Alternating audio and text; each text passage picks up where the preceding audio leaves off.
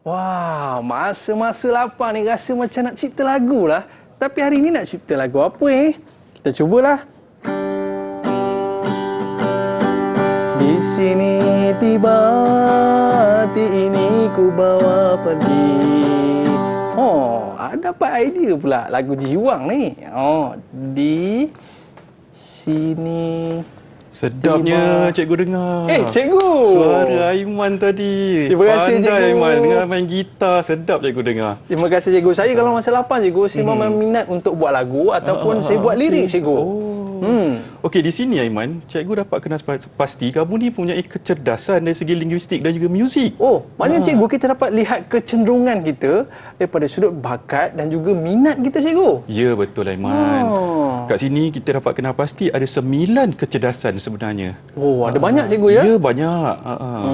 Mungkin cikgu boleh terangkan kepada saya, cikgu? Ya, boleh Aiman. Nanti cikgu akan terangkan ke 9 kecerdasan yang ada. Okey, baik, cikgu. Ya, baik Aiman.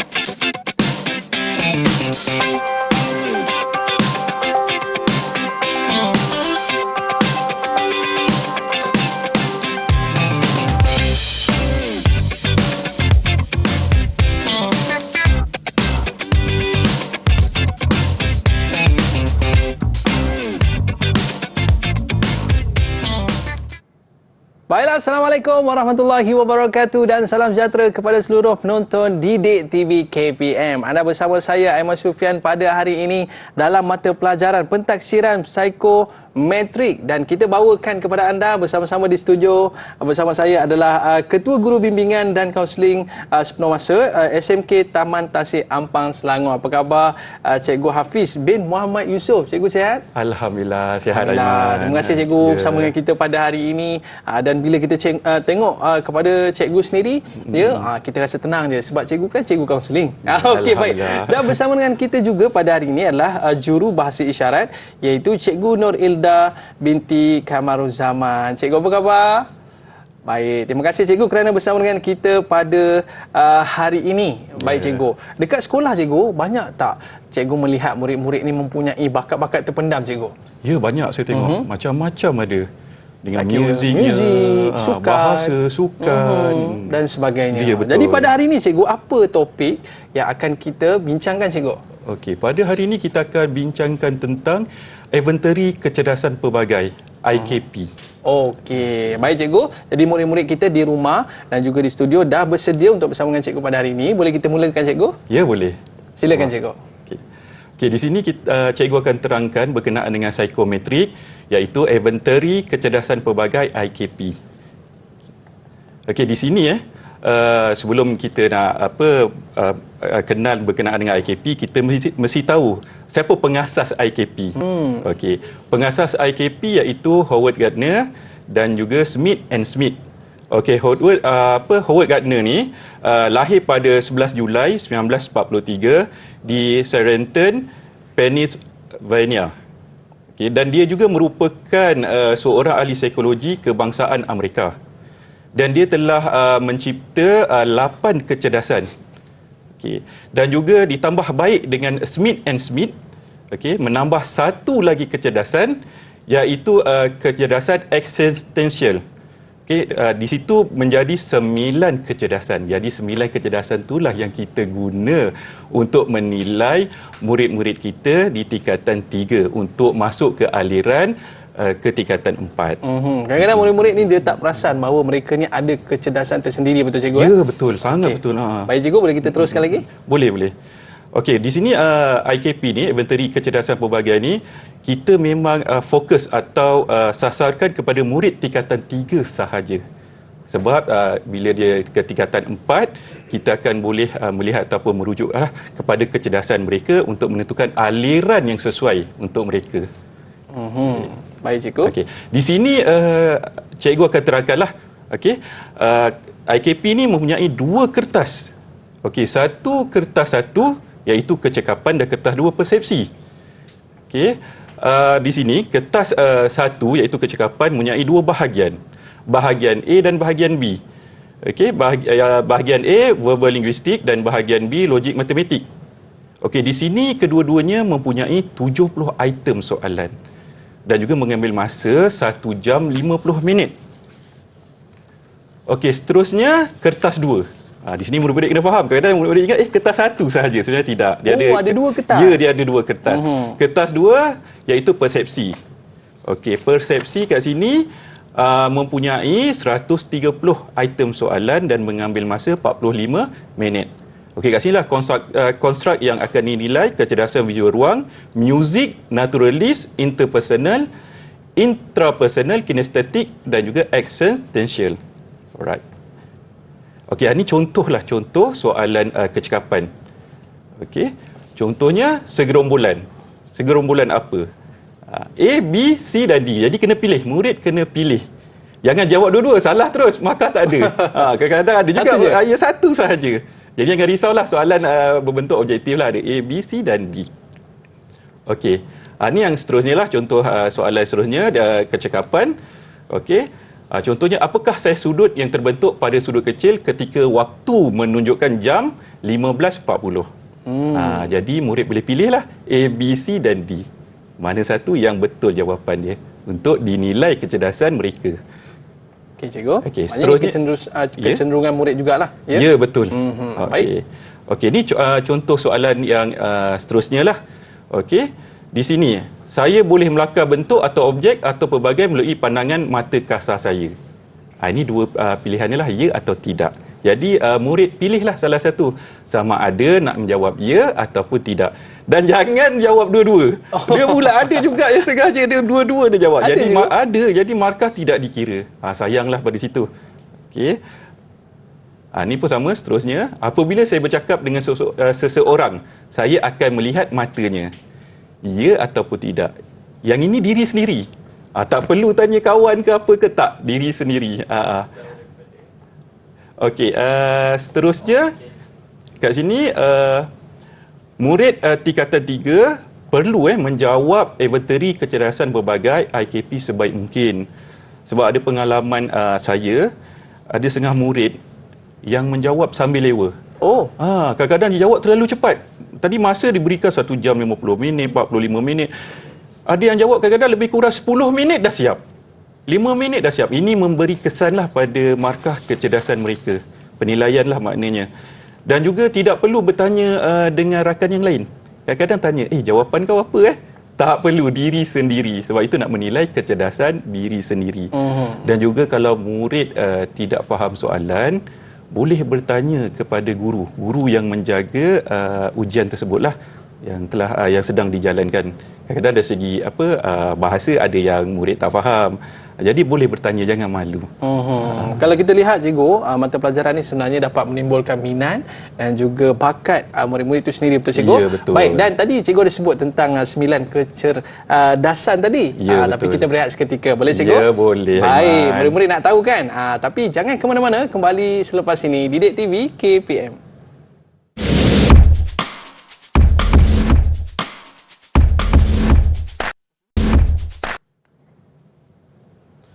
Oh SMK Titi, kau dalam ingatanku, di sinilah bermulanya cinta.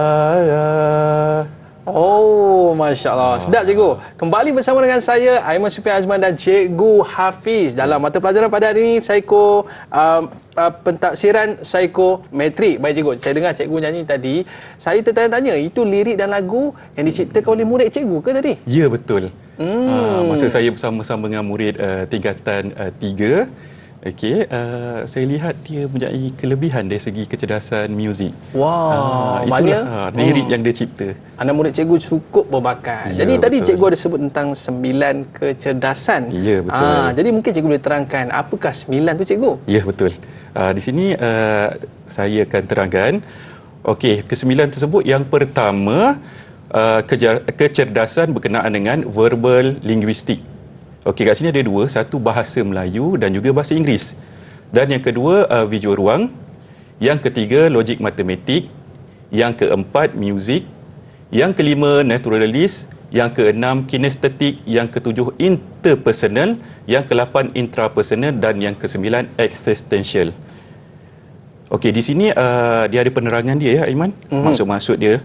Okey, verbal linguistik kat sini kebolehan menggunakan bahasa dengan efektif sama ada secara lisan dan bertulis.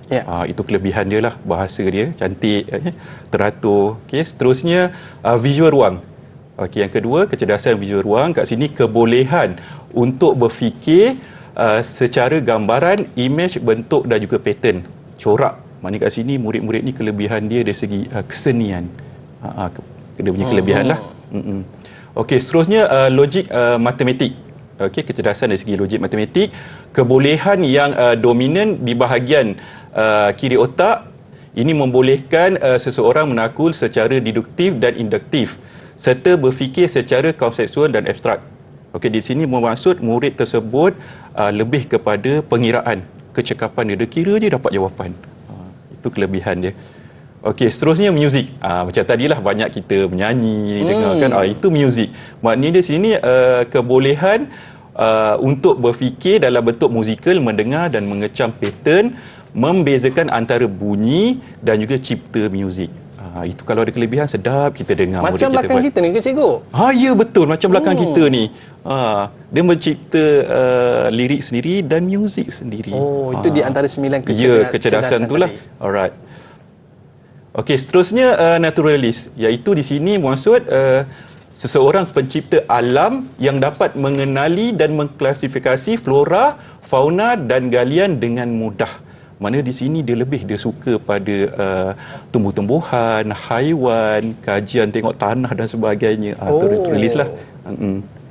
Okey, seterusnya dari segi kecerdasan kinestetik, iaitu kebolehan menggunakan sebahagian atau keseluruhan anggota tubuh badan untuk berkomunikasi dan menyelesaikan masalah.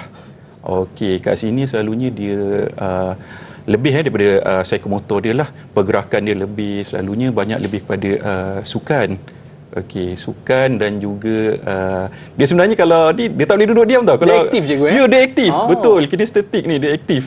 Dia suka bergerak, suka berjalan. Tapi kalau kita bagi satu objek, barang untuk dia buat, insya-Allah memang tip top. Bab-bab kemahiran dia lah. Betul. Betul memang bab-bab kemahiran. Sangat hebat. Okey, cikgu. Okey, seterusnya interpersonal. Okey, iaitu di sini kecerdasan interpersonal melibatkan kemahiran atau kebolehan individu berkomunikasi, menjalin hubungan dan membina kepercayaan dengan orang lain. Okey, kat sini kelebihan dia dari segi komunikasi.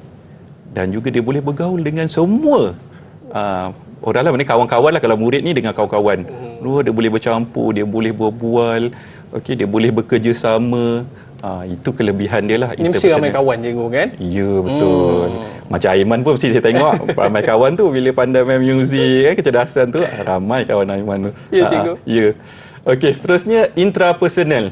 Okey, di sini berkebolehan untuk membuat penilaiankan diri dan menggunakan maklumat tersebut untuk mengawal diri dan membuat pertimbangankan diri dari aspek kelemahan dan kekuatan yang ada. Ini kelebihan dia lah. Maknanya bila dia tahu tentang diri dia, dia akan berfikir, kelemahan diri saya macam mana.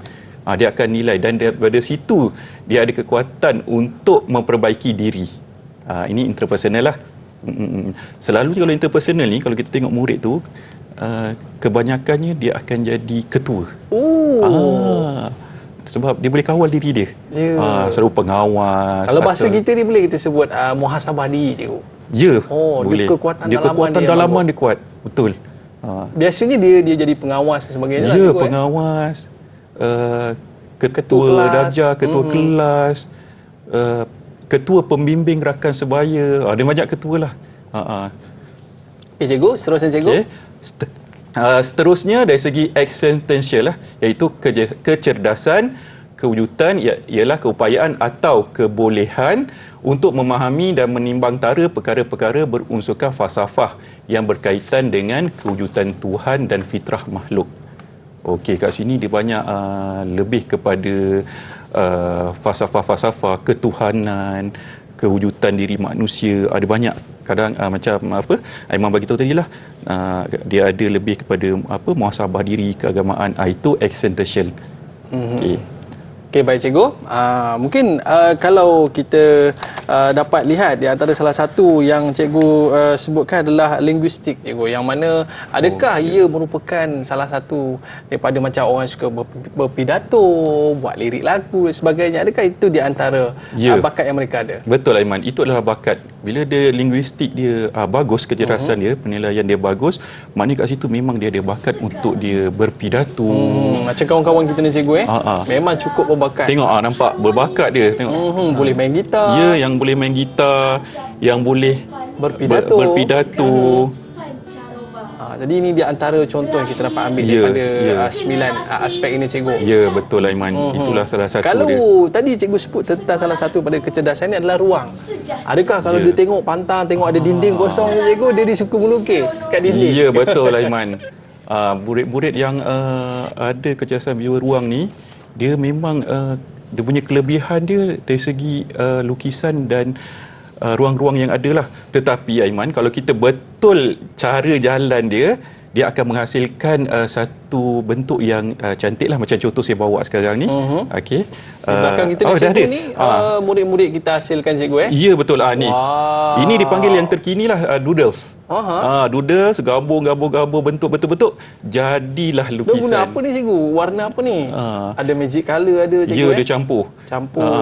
Wow, ni kreatif. Ya. Bakat yang kadang-kadang kita tak tahu. Rupanya mereka ni berbakat. Nampak diam je dalam kelas. Mungkin cikgu boleh rumus sikit cikgu dalam segmen pada kali ini 9 kecerdasan ni cikgu.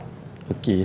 Yang saya dapat rumuskan dekat sini, jika pihak sekolah ataupun guru-guru dapat mengetahui kelebihan yang ada pada murid-murid, iaitu 9 kecerdasan, jadi boleh arahkan ke arah yang lebih baik. Contohnya macam tadilah, boleh bagi murid-murid tersebut memasuki pertandingan pidato, pertandingan lukisan, macam ruang tadi, okey, muzik, okey, dia reka lagu, dia menyanyi. Okey, dekat sini dapat memberi nilai tambah kepada murid-murid tersebut. Dan secara tak langsung dapat menambah potensi murid-murid itu untuk berjaya lagi untuk dalam peperiksaan nanti cikgu. Baik, kita nak berehat seketika cikgu.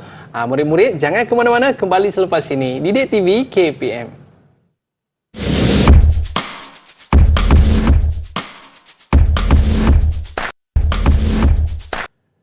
Baiklah, kembali bersama saya Aiman Sufian Azman di Didik TV KPM. Pada hari ini dalam mata pelajaran pentafsiran psikometri. Cikgu, saya kalau dekat sekolah dulu cikgu, saya suka bidang muzik dan juga matematik cikgu. Dan kadang-kadang kita tak tahu murid-murid di dalam kelas kadang-kadang diam je, rupanya mereka ada bakat-bakat tersendiri. Betul cikgu? Ya, betul Aiman. Tapi saya ada satu soalan lah cikgu nak tanya pada cikgu. Mungkin cikgu boleh ceritakan kepada kita semua, apakah kegunaan infanteri kecerdasan pelbagai untuk menentukan jurusan aliran tingkatan 4 nanti? Silakan cikgu. Ya, boleh Aiman. Cikgu akan jelaskan. Okey, sebab seperti yang Aiman tahu, infanteri kecerdasan berbagai ni memang sangat-sangat penting untuk kejurusan aliran ke tingkatan 4. Okey, sebagai contoh aliran STEM, iaitu sains, teknologi, kejuruteraan dan matematik. Okey, di sini kecerdasan yang akan dinilai dan dilihat iaitu markah yang tinggilah. Kecerdasan tersebut adalah dari segi logik, matematik dan juga naturalis. Okey, di sini maksud matematik kat sini penaklulan pengiraan dia mesti bagus sebab dia nak masuk kelas aliran sains. Dan juga naturalis, maknanya kat sini dia suka membuat kajian macam tadi yang saya terangkan, flora, fauna, tumbuh-tumbuhan. Jadi ini yang akan dinilai, yang akan dilihat untuk kejurusan aliran STEM. Seterusnya dari segi elektif kemanusiaan dan sastra iktisas ke tingkatan 4, iaitu prinsip akaun, ekonomi asas, perniagaan dan juga pendidikan seni. Okey, di sini juga kecerdasan yang akan dinilai dari segi logik matematik, verbal linguistik dan juga visual ruang. Okey, logik matematik kat sini dinilai untuk prinsip aliran ke prinsip akaun, ekonomi asas, perniagaan. Okey, bersama dengan verbal linguistik, bahasalah. Okey, yang akan dinilai. Untuk seni ada special sikit. Seni dia mesti lihat akan lihat dari segi visual ruang. Okey, visual ruang murid mesti mendapat markah yang tinggilah kecerdasan dari segi visual ruang. Okey, seterusnya dari segi jurusan untuk aliran kemanusiaan dan sastra iktisas. Okey, dekat sini seperti kesusastraan Melayu, kesusastraan Inggeris, dan juga ada setengah-setengah sekolah yang ada muzik. Okey, kat sini yang akan dinilai dari segi kecerdasan iaitu kecerdasan verbal linguistik. Okey, linguistik bahasa Melayu dan juga bahasa Inggeris mesti mendapat markah yang tinggi. Okey, maknanya bila dia dapat markah yang tinggi dari segi kecerdasan tersebut memberi kelebihanlah kepada murid-murid. Okey, seterusnya muzik. Yang muzik ni kecerdasan muzik yang tinggi ini untuk khas yang ada aliran muzik. Jadi memang galakkanlah untuk pergi ke aliran yang ada muzik lah, akademik ada muzik. Okey, seterusnya ni dari segi elektif pengajian Islam. Okey, seperti pendidikan Al-Quran dan As-Sunnah, pendidikan syariah Islamiah, tasawuf Islam, bahasa Arab. Di sini kecerdasan yang akan dinilai dari segi verbal linguistik, iaitu bahasa, dan juga existential. Yang saya maksudkan tadi itulah existential ni dari segi falsafah ketuhanan, kerohanian. Okey, dia akan lebih kepada Islamik lah. Maknanya kat sini kita boleh juruskan untuk elektif pengajian Islam. Okey, seterusnya. Okey, dari segi elektif kelas aliran program vocational. Okey, vocational kat sini kita akan tengok kecerdasan yang paling penting adalah visual, ruang dan juga kinestetik. Okey, visual ruang kat sini dia punya pemikiran, bila ruang ni pemikiran dia agak kreatif. Ya, betul Aiman. Kreatif, inovatif. Okey, ada idea-idea dia. Dan juga ditambah dengan yang tadi kita bincang tadi, kinestetik. Maknanya pergerakan dia. Dia suka apa? Dia tak boleh diam, mana dia suka menggunakan pergerakan dan sebagainya. Ni salah satulah contoh visual ruang. Nampak kelebihan yang adalah kalau dia masuk vocational. Okey. Dan benda ni juga memang agak menarik dan tertarik lah. Memang tak sembarangan orang yang ni. Dah tak nampak warna putih dah cikgu. Ya, betul. Semua digunakan ruang sebaik mungkin. Ini dah salah satu lukisan doodles yang terbaru lah. Okay. Bila bergabung, jadi macam ni, dan dia adalah jadi nilai tambah yang sangat bernilai. Wow. Kalau ni lah salah satulah kalau dia masuk program vocational.